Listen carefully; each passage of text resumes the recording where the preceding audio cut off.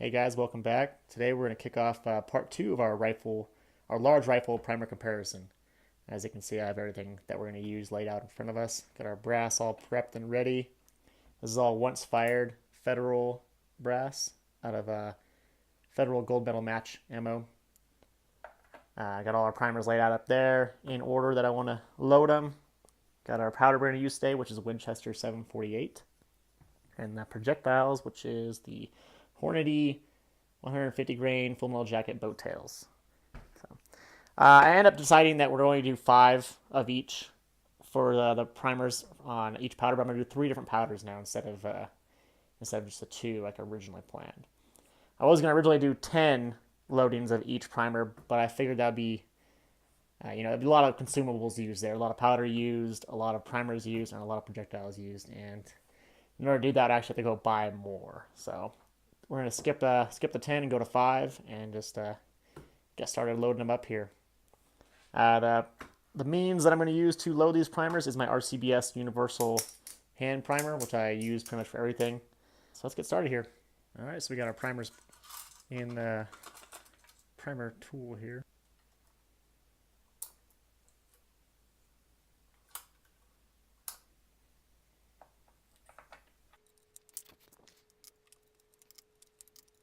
All right, Remington's done. On to Winchester. Put this out.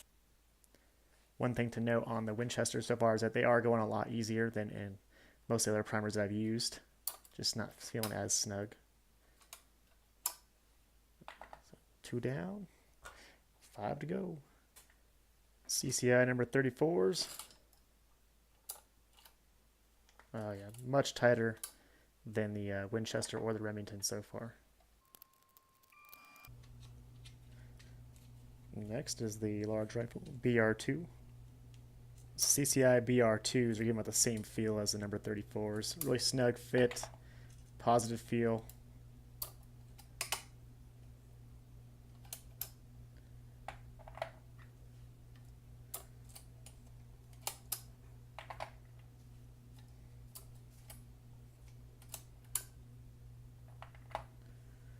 CCI 200s, this is their standard large rifle primer. Yep, it's the same.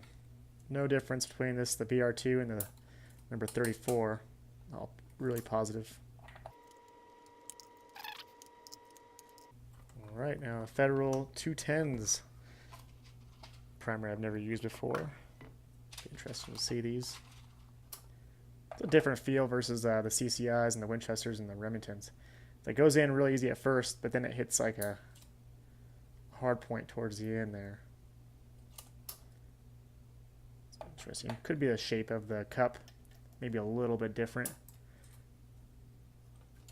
This a little different, for sure.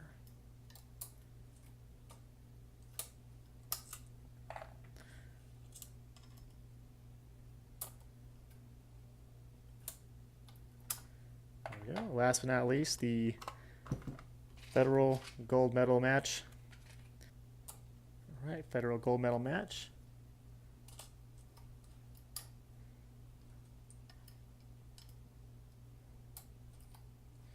Oh, definitely a loose primer pocket there. Primer didn't even stay in the pocket. This could be something to do with the swaging. I swaged all these cases a while back, and I was still getting used to my Hornady swaging die set, so I may have overswaged a few that found their way into the mix with the rest of the cases. So go ahead and toss this one out. Get another one.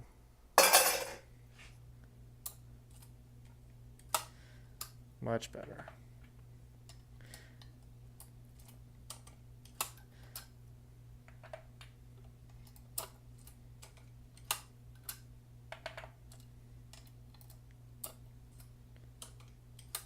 About the same feel as the Federal Champions, which is not surprising considering they're essentially the same primer, just a little bit stricter on the QC. All right, so we got all our primers set. Let's go ahead and throw some powder in here. So the powder I mentioned earlier that we're going to use today is the Winchester Ball Powder 748. It's kind of a medium speed powder. I've had a lot of good luck with it in the past with the Full Metal Jackets, 150 grains. I've used it also for some Hornady SSTs and a few other bullets. It's pretty consistent. I've never had any issues with it. No pressure signs, even when I was close to the max charge. So, loading it up with this today.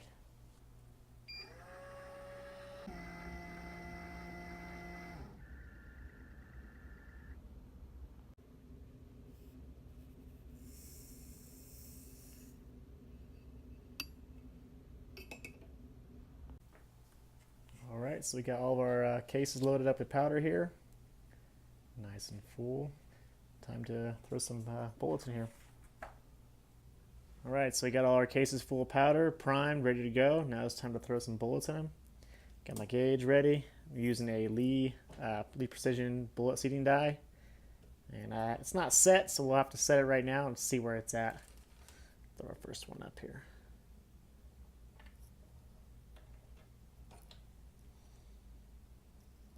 Oh, that's way out there. Let's bring it down. The Hornady manual calls for 2.700. We'll see what that looks like once it's loaded up. Alright, so we got right to the cantilever right there. Let's see how long that is. 2.746. Got a little ways to go. I almost want to just call that good, but we're gonna get exactly right this time, just to eliminate any variances. 2.702. God dang. Literally right there.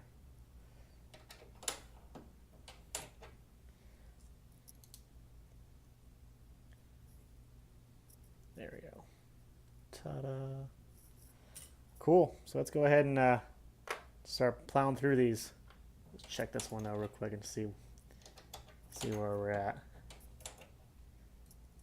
Sometimes you have to adjust it after that first round. Yeah, see?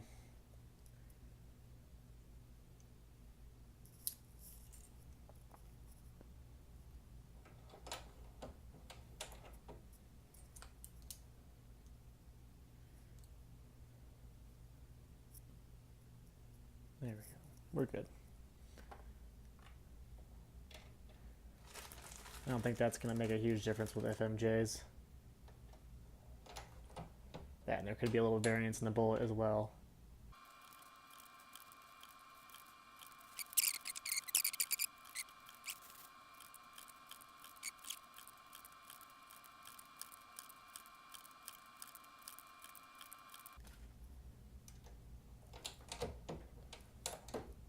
And done.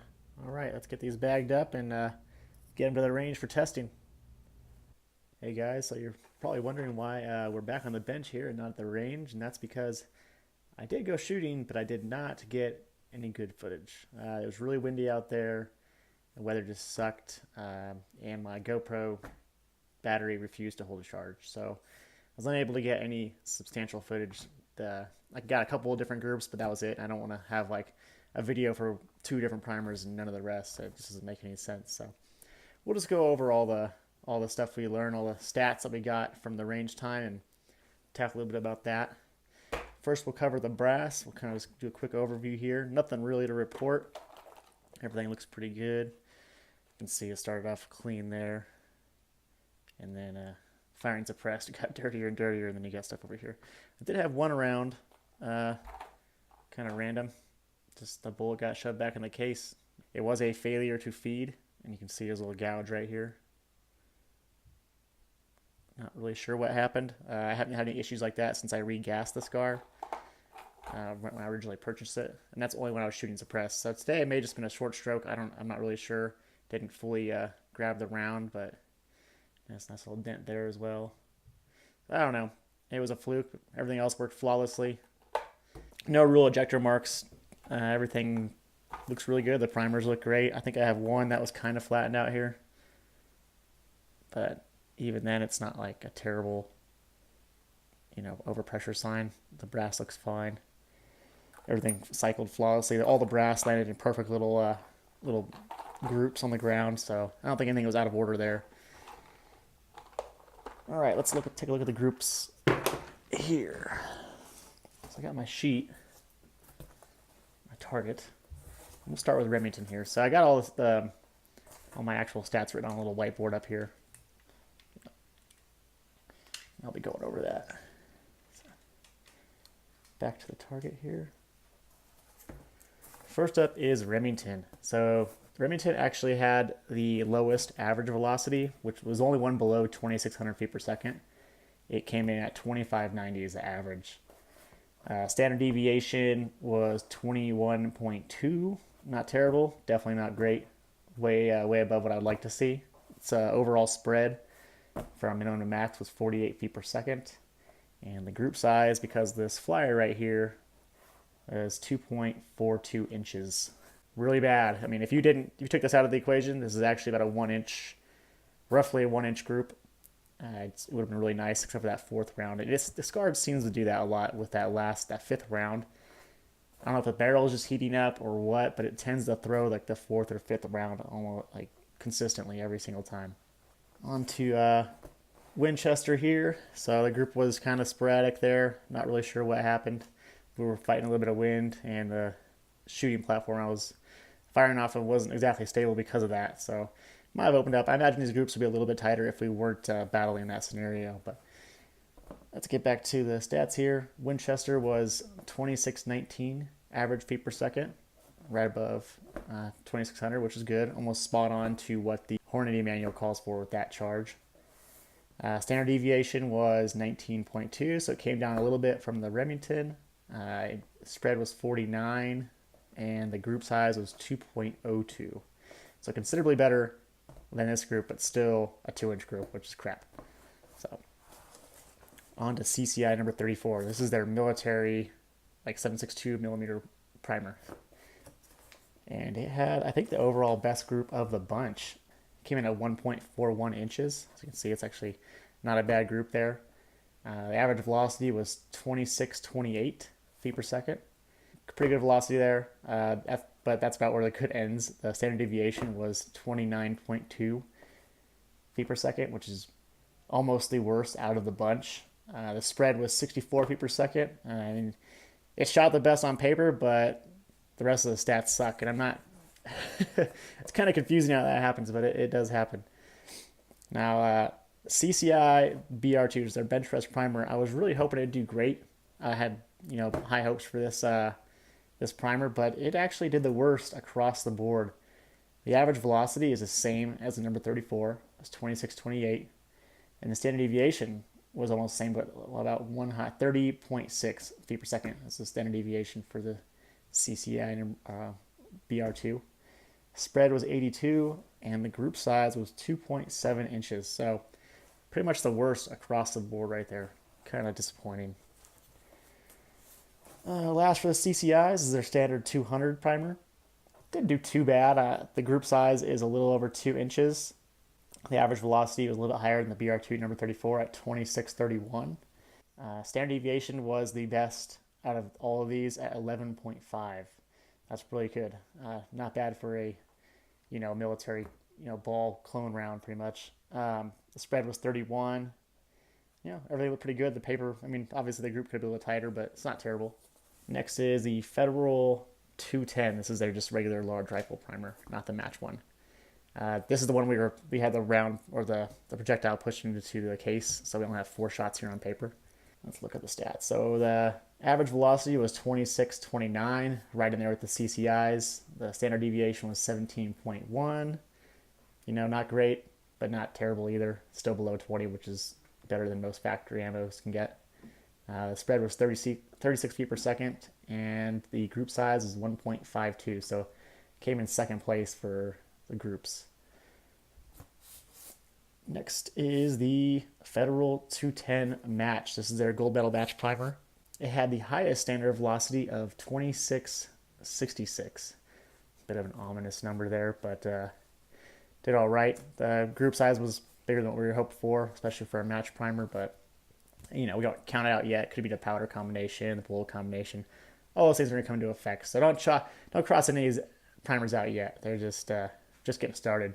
Standard deviation was 18.7, spread was 46, and the group size was 2.34. So right up there at the second worst group size. So, actually, I'm sorry, the third worst group size, right behind, right in front of the Remington primer. Well, there you have it. Sorry we didn't get any really good range video. I'll show you a little clip just to give you an idea of what I was up against out there. But hopefully next time we'll get it down and get some good video. If not, maybe I'll just continue doing like the target overviews versus the actual shooting range videos. Well, there you have it.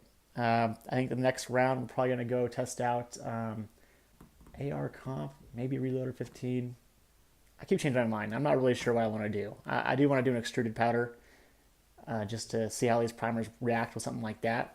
I don't know. Tell me what you guys think. I got a bunch of powders to pick from, and if you have something in mind, just let me know, and maybe I can even pick it up. We can test that out. But until next time, thanks for watching.